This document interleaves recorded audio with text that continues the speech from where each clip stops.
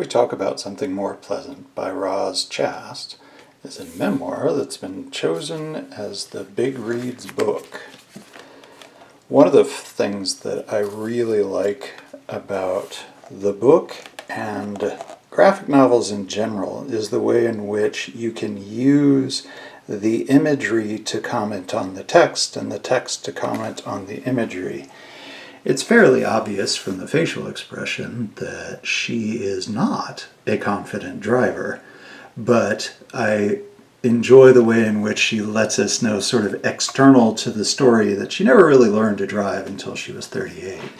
Also, I love the little details, especially like the names that she's using for the stores that her parents continue to go to in Brooklyn, Bruised Fruit Store and things like that. Essentially, we're dealing with pretty much the same theme as my 36 Days show, except that poor Ms. Chast had to do both at the same time in terms of dealing with her parents. I'm not sure if it's because her mother is more of a strong presence or if it's because I am currently dealing with my mother, that it really did sort of hit home a lot of the same choices in terms of how does one care for an elder who can't care for themselves anymore, while still respecting the fact that they are your parent and therefore think that they know everything and you know nothing because you're a tiny little baby still. Also, gotta love the art historical references there that every artist can't help but sneak in. So here we have a pretty clear quotation of Edvard Munch. My mom is still alive, but was diagnosed last October with dementia, and she has Alzheimer's, and so her Alzheimer's dementia is starting to kick in. She's starting to have noticeable cognitive decline, noticeable to everyone but her, and she still thinks everything's great and is wondering why people don't want her doing things on her own anymore. We, just this past week, have moved her from what was called independent living senior care into what is now known as memory care for her. And it's come with a certain number of forms.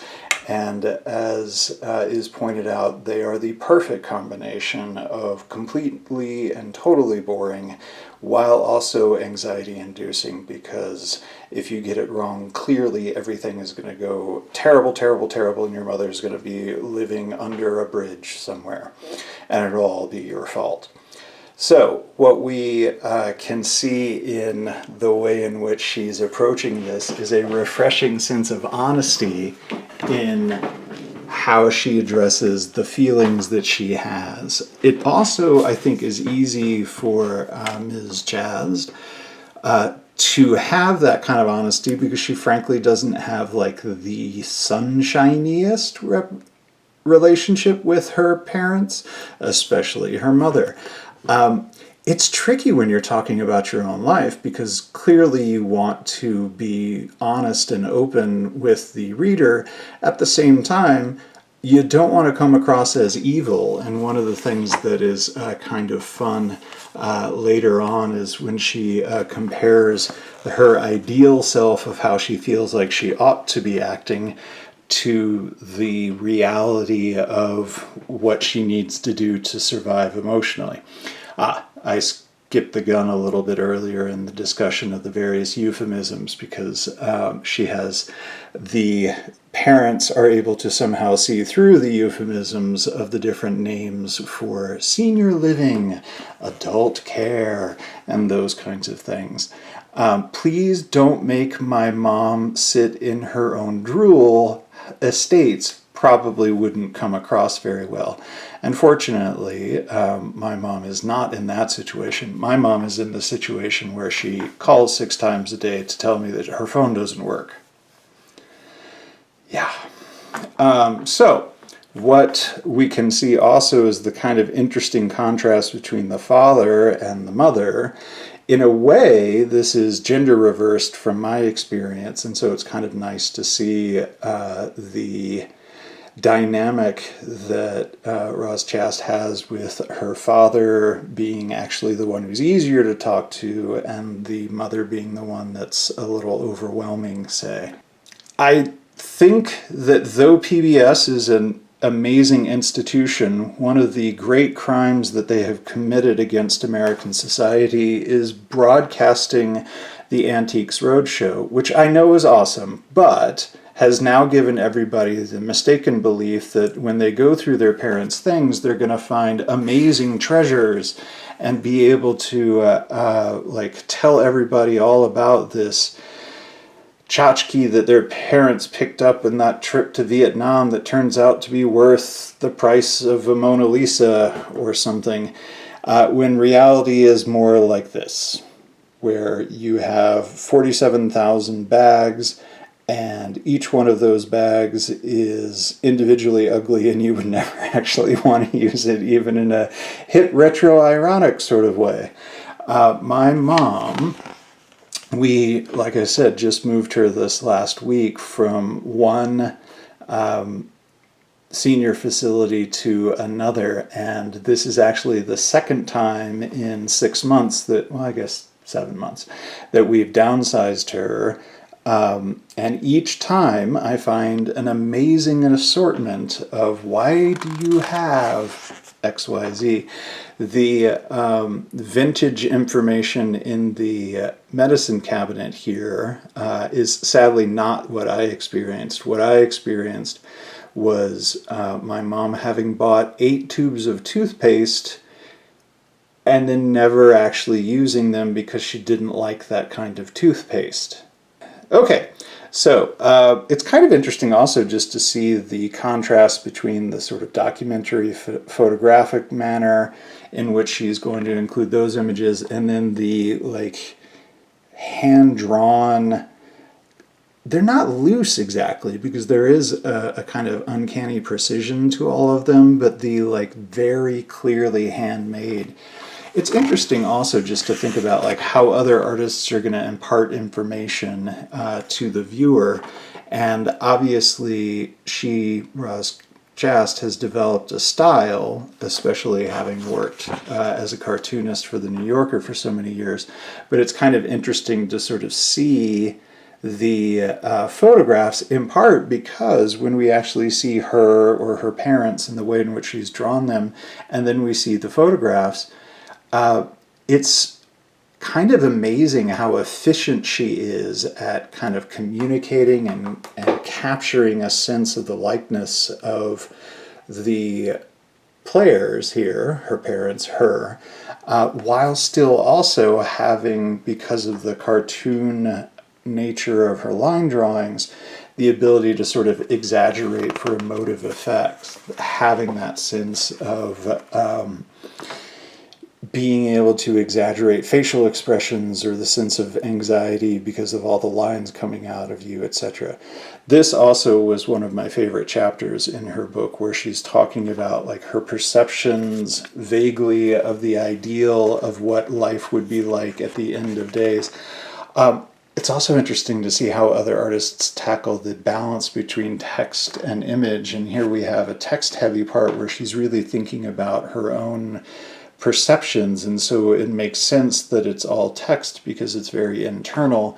And then we end with this hilarious depiction of what she thinks an ideal end-of-life scenario would be, where essentially you've got a hookah full of opium, or heroin, as she says is a possibility, available for your loved one to just sort of drift off from this mortal coil.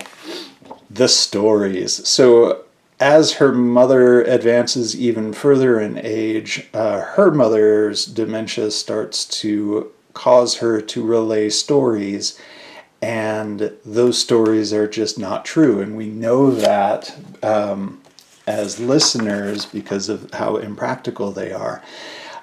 It's been fun, in scare quotes there, talking to my mom lately, because when she does reminisce, she is not accurate, but it's kind of revealing in some ways to sort of see the way in which her brain is reinterpreting events as she's trying to process them.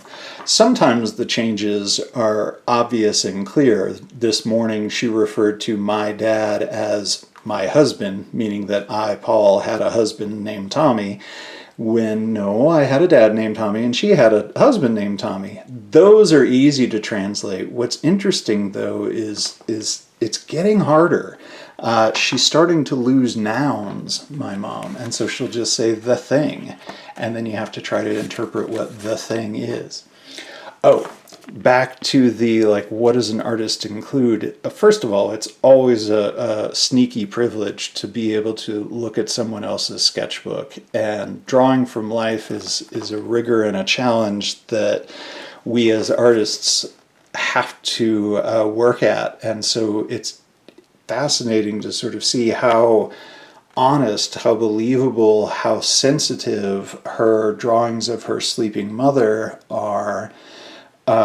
She has a similar line quality to the way in which she is creating the cartoons, but here she's obviously not trying to caricature, but instead use the hatching as a way to create light as opposed to emotion and things like that.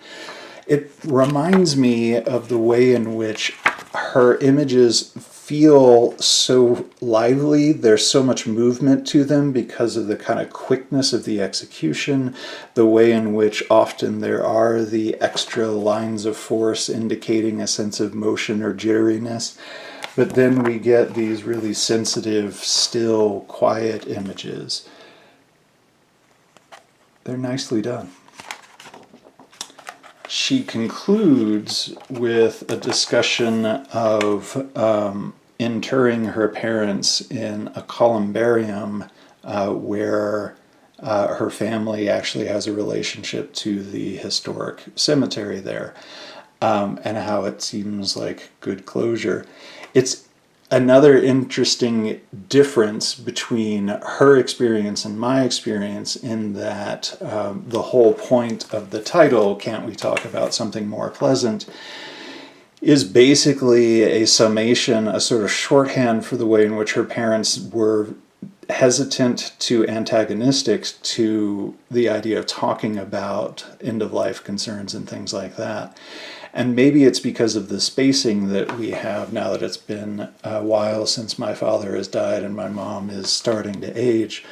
But we do not have difficulty talking about that. In fact, my mom seems, if anything, eager, and she will constantly remind me that when she dies, she wants to be taken care of by this funeral home and to go to this particular spot. She is going to share a columbarium with my dad.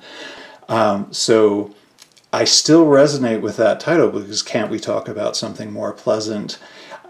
In this case is less my parents wanting to avoid the topic and more me trying to get my mom to not dwell so much on the past. This weekend we had a conversation where she was again reminding me of the details of her wishes, which I have down pretty good at this point, and I was trying to redirect her into more pleasant memories of getting the dog when I was a teenager or other things like that. One of the things that we have going on these days is that we aren't quite sure how to handle the end of life.